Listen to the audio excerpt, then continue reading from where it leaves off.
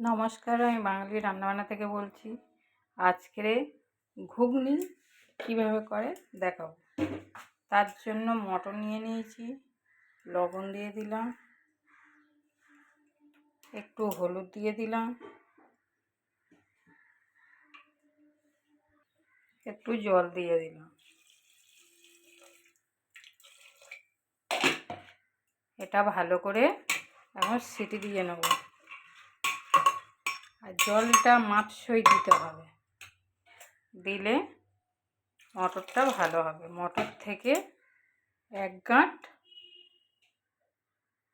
জল বেশি দিলে তাহলে জলটা আর ফেলে দিতে লাগবে না, মটরের সাথে মিশে যাবে জলটা। মটরটা প্রেসারে বসিয়ে দিলাম, 4টে সিটি দেব, 4টের বেশি দেব না। এদিকে গ্যাসটা জ্বালিয়ে আলুটা ভেজে নেব। তেল দিয়ে দেবো আলুটা ভাজার জন্য। আলুটা কেটে রেখেছিলাম, এবার দিয়ে দেবো।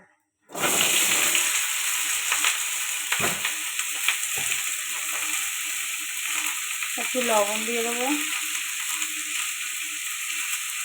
একটু হলুদ দিয়ে দেবো,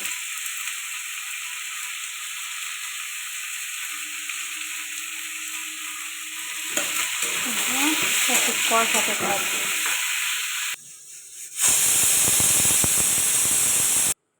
4টে সিটি হয়ে গেছে, নামিয়ে নিলাম। এটা এরকম ঢাকনা দেয়া থাক, গরমে ঠিক হয়ে যাবে। আলুটা ভাজা হয়ে গেছে, নামিয়ে নেব। এদিকে দেখে নেব মটরটা কেমন সিদ্ধ হয়েছে।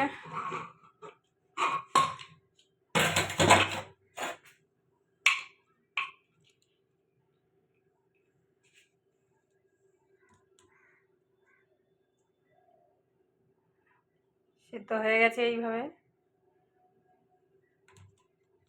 জলটাও পরিমাণ মতো হয়েছে। মটরটা এইভাবে হাতা দিয়ে একটু করে নেবো, মিক্স করে নেবো,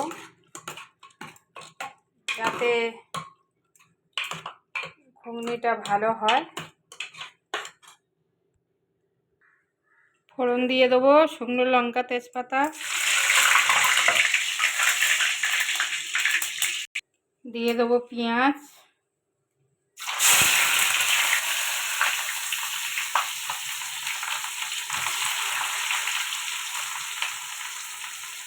পেঁয়াজ আর টমেটো দিয়ে দেবো।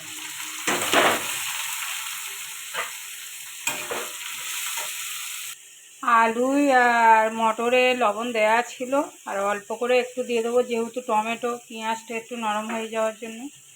এবার দিয়ে দেবো রসুন বাটা, একটু ভালো করে কষিয়ে নেব। এবার দিয়ে দেবো আদা বাটা, এটা আর একটু ভালো করে কষিয়ে নেব। এবার সামান্য একটু হলুদ দিয়ে দেবো, আলুতে হলুদ, মটরেও হলুদ ছিল, সামান্য দিয়ে দেবো। এটা আর একটু কষাবো।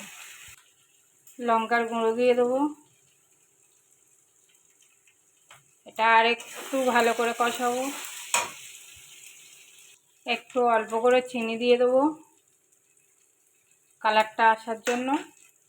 অল্প করে জল দিয়ে দেবো, মশলাটা যাতে না পুড়ে যায়। আজকের ভাজা মশলাটা করলাম না, শরীরটা ভালো না, অন্য দিন করে দেখাবো। এবার দিয়ে দিলাম মটরগুলো, এইভাবে মটরগুলো সব দিয়ে দেবো, দিয়ে একটু ভালো করে কষিয়ে নেব। এবার দিয়ে দেবো আলুগুলো ভেজে রেখেছিলাম, দিয়ে এটা আর একটু ভালো করে কষাবো। এটা কষানো হয়ে গেছে, এবার জল দিয়ে দেবো। এই প্রেসারের জলটাই দিয়ে দিলাম।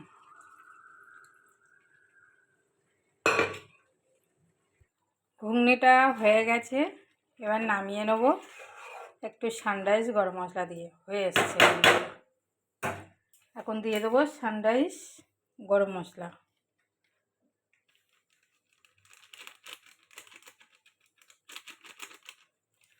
হয়ে গেছে, এবার নামিয়ে নেব।